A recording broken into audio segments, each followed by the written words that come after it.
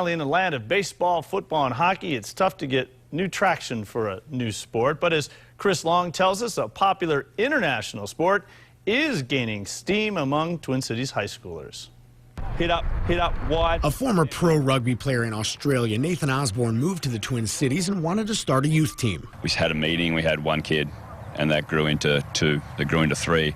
And by the third week, we had, 20 guys that were keen and ready to go. Did any of the players have any prior experience on your team right now? No. Zero. Not one? Not one.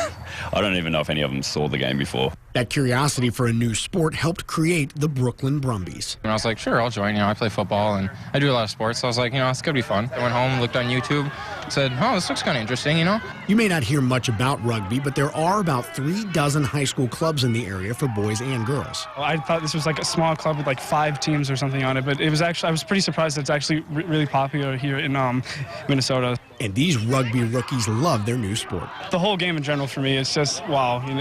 It's really amazing to see how different it is from any other sport I've ever played. Last year at this time, we were thinking, let's just go hang out. It's summer almost, just kind of sit around and do nothing. But this year, it's rugby time. We've had guys that, basically play games, video games for a living. So that's basically what they've done in their sporting life. And they're out here and they're running and throwing balls around, running at people. It's great. In Brooklyn Park, Chris Long, 5 Eyewitness News.